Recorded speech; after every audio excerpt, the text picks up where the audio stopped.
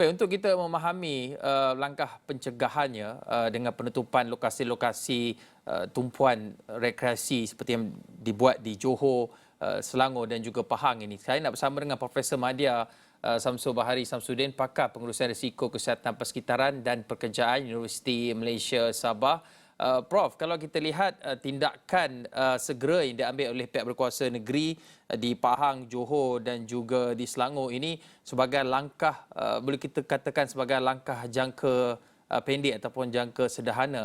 Tetapi apakah mungkin yang boleh dilakukan dalam kita memastikan bahawa peristiwa ini tidak berulang lagi di masa hadapan dan bukan hanya sekadar prosedur menutup lokasi tapak perkhemahan ataupun kawasan-kawasan berisiko ini ketika musim tengkujuh terutamanya, tetapi ia perlu lebih sesuatu yang lebih daripada itu. Apa pandangan Prof? Baik, begini ya Hakim ya. Saya nak mengambil juga kesempatan ni untuk mengucapkan takziah kepada keluarga mangsa bagi tragedi di Batang Kali ini, dan juga saya nak ucapkan ribuan terima kasih kepada anggota SAR kita, Search and Rescue kita yang betul lumus selama lebih kurang seminggu ini untuk memastikan bahawa banyak mangsa-mangsa yang boleh diselamatkan, dan kalau ada kita dapat mengenal pasti kesan atau impak yang berlaku kepada mangsa.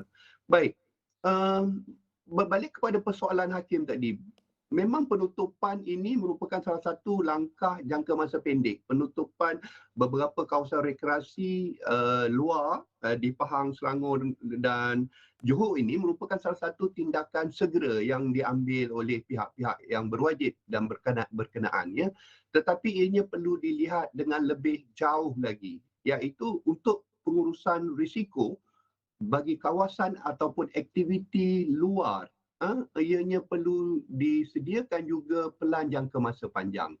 Jadi kalau boleh saya nak mencadangkan beberapa cadangan untuk kita menyiapkan penambahbaikan yang mungkin boleh sama-sama kita fikirkan.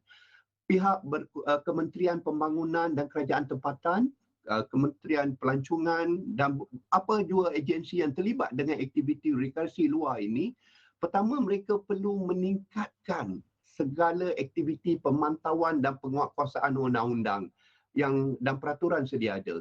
Kita agak amat terkesan ya apabila dapat mengetahui bahawa pengusaha yang mengusahakan tapak perkhemahan di Batang Kali ini tidak mempunyai lesen. Bagaimana mereka boleh beroperasi selama 2 tahun tanpa mempunyai permit ataupun lesen?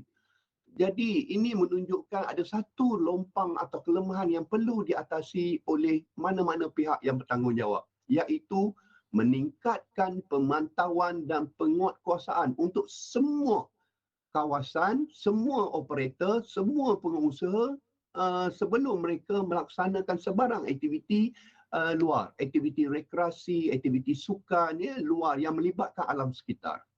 Yang kedua, menyemak semula peraturan dan garis-garis panduan yang sedia ada bagi mewajibkan semua operator dan pengusaha ini untuk melaksanakan aktiviti penilaian risiko keselamatan. Saya ulang balik, semua pengusaha ini perlu melaksanakan aktiviti penilaian risiko keselamatan sebelum, semasa dan selepas sesuatu program atau aktiviti yang ingin dijalankan di tapak-tapak yang mereka usahakan. Jadi pihak pengusaha ini perlu mendapatkan khidmat daripada pakar pengurusan risiko keselamatan. Saya cukup yakin ianya ramai yang ada di dalam negara kita. Kalau kita pergi ke universiti-universiti tempatan ya, ramai pakar-pakar yang boleh menyimbang khidmat nasihat mereka kepada bidang ini dan boleh membantu kesejahteraan masyarakat. Ini perlu kita gunakan dengan sebaik mungkin. Dan yang ketiga ya, saya ingin mencadangkan bahawa semua operator dan pengusaha ini yang akan beroperasi selepas ini, pihak Kementerian Perumahan dan Kerajaan Tempatan dan pihak-pihak yang berwajib yang lain perlu memastikan mereka ini telah mengikuti latihan kesedaran sistem pengurusan keselamatan pelancongan. Kita ada satu sistem yang kita panggil ISO 21101 2014, iaitu Awareness of Adventure Tourism Safety Management System. Kalau tidak tahu di mana untuk dapatkan latihan ini disediakan juga di bahagian persijilan NIOSH, National Institute of Occupational Safety and Health. Sebenarnya kita sudah ada perkara-perkara ini. Cuma mungkin kadang-kadang pengetahuan atau pengusaha-pengusaha ini tidak tahu di mana untuk mendapatinya. Jadi saya harap selepas ini setiap pengusaha yang ingin mengusahakan semua aktiviti-aktiviti yang berkaitan dengan pelancongan, yang berkaitan dengan pengembaraan, adventure, environment dan sebagainya, hendaklah menghadiri kursus sekurang-kurangnya, menghadiri kursus awareness tentang adventure tourism ini. ISO 21101. Ianya banyak memberi pengetahuan, ya. Sebenarnya kursus ini banyak memberi pengetahuan dan pendedahan, ya, kepada pengusaha dan operator ini untuk memahami piawaian atau standard minimum keselamatan yang diperlukan untuk melaksanakan atau menjaga keselamatan dan kesihatan pekerjanya, pelanggan-pelanggannya yang hadir dalam program-program yang mereka anjurkan. Ingat bahawa aktiviti yang melibatkan persekitaran ini atau aktiviti outdoor ini sangat bergantung kepada faktor-faktor persekitaran. Jadi pengusaha perlu peka dan cakna tentang perkara ini.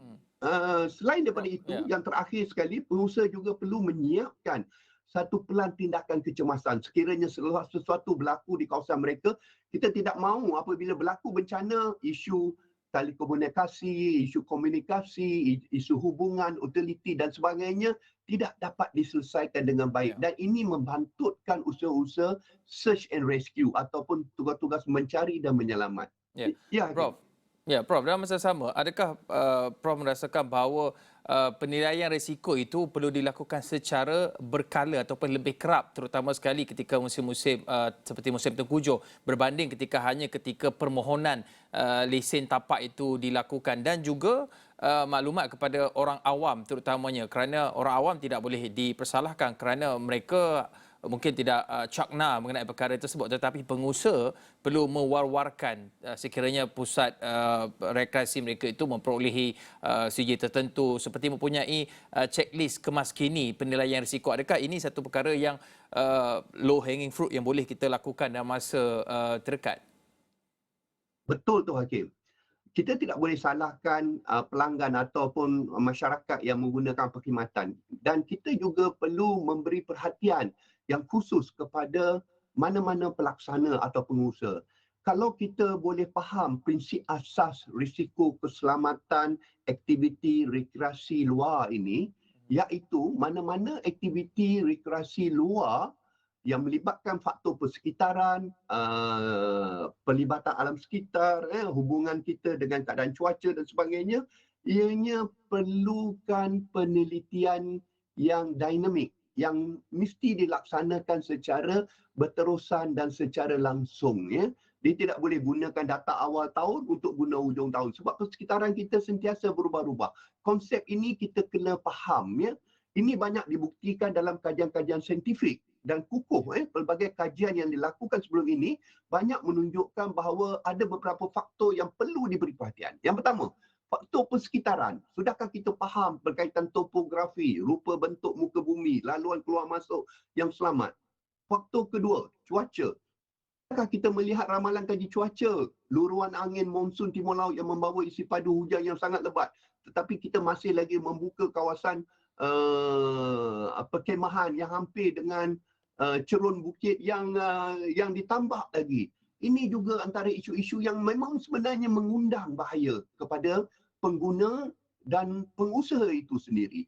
Risiko banjir, tanah kilat, banjir kilat, tanah runtuh, fenomena kepala air. Ini semua kita. Nanti bulan 4 dan 5 nanti kita akan berdepan pula dengan isu pemanasan global, dengan isu kebakaran hutan dan sebagainya. Kita tidak mahu ini berulang-ulang. Apabila berlaku sesuatu isu, dan kita tutup.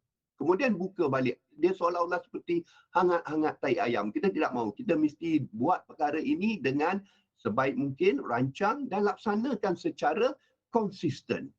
Dan akhir sekali faktor kesihatan. Individu yang ingin terlibat dalam sebarang aktiviti rekreasi luar ini juga perlu memastikan kesihatan mereka di tahap yang terbaik. Kita tidak mahu ada berlaku masalah jantung sewaktu menghadapi menjalankan aktiviti ini dan sebagainya. Ini akan memberi kesan yang berpanjangan ya kepada ahli keluarga dan masyarakat. Ya, Hakim. Prof, dan masa sama, bagaimana Prof melihat usaha pelbagai agensi keselamatan ataupun pengurusan risiko ini dapat disatupadukan? Maksudnya di sini kalau membina bangunan, contohnya bangunan itu sudah siap dibina, kemudian pihak berkuasa tempatan boleh terus saja mengizinkan kependudukan di sesuatu premis itu. Tetapi ada juga premis yang tidak mendapat CJ Perakuan Bomba ataupun FC. Bagaimana dalam aspek pengurusan risiko di tempat-tempat rekreasi ini, agensi-agensi ini seperti yang Prof sebutkan, contohnya bomba, kemudian pihak berkuasa tempatan dan juga NIOSH contohnya, boleh come out dengan satu SOP ataupun jadual untuk mereka lengkapi sebelum sesuatu lokasi itu diizinkan beroperasi, bukan ia dilakukan secara berasingan yang mungkin menyebabkan kadang-kala pengusaha terlepas pandang. Mungkin mereka fikirkan sudah dapat satu CJ daripada PBT, boleh meneruskan operasi seperti biasa, sedangkan mereka perlu mendapatkan lagi CJ-CJ lain ataupun perakuan risiko persekitaran seperti yang saya sebutkan tadi lah, NIOSH ataupun CJ Perakuan Bomba FC. Pada pandangan Prof, adakah usaha untuk menyatupadukan ini perlu dilakukan segera bagi mengelak agensi-agensi ini bergerak secara silo? Pergabungan kerjasama kita sudah nampak, tetapi keakraban dalam kerjasama itu masih boleh ditambah baik. Saya ingin beritahu di sini bahawa dalam aspek pengurusan risiko keselamatan, kita tidak boleh bahagikan fasa-fasa keselamatan itu mengikut bahagian-bahagiannya, kerana keselamatan itu bersifat holistik, bersifat menyeluruh, kerana ia mempunyai faktor yang saling berkait antara satu sama lain. Saya ingin atau sangat ingin terlihat semua agensi ini dapat duduk bersama juga dengan pakar-pakar daripada universiti. Sebab itu saya beritahu tadi, kita sebenarnya ada 20 lebih universiti awam yang ada. Sudah tentu ramai pakar-pakar di sana.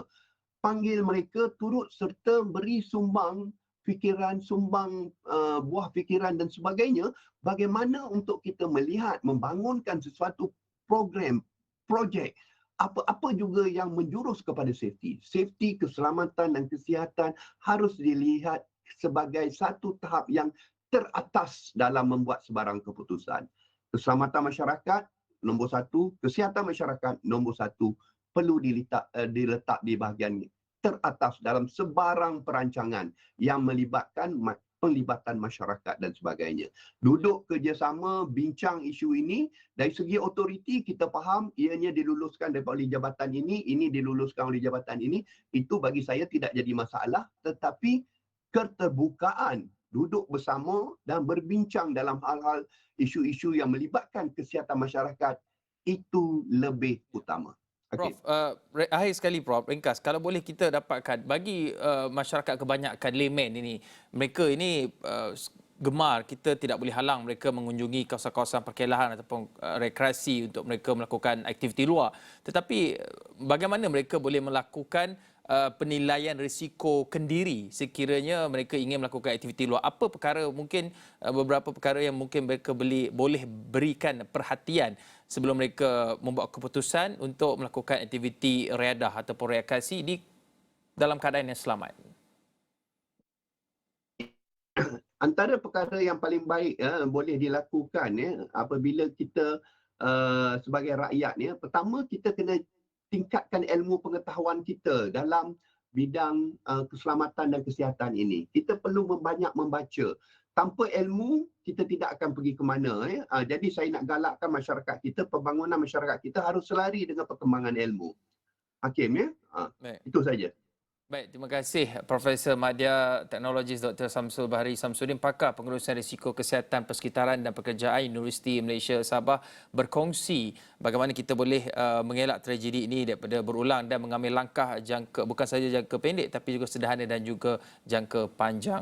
Baik, Buletin Awal ini akan berhenti seketika. Lagi laporan tragedi Batang Kali kami bawakan selepas ini.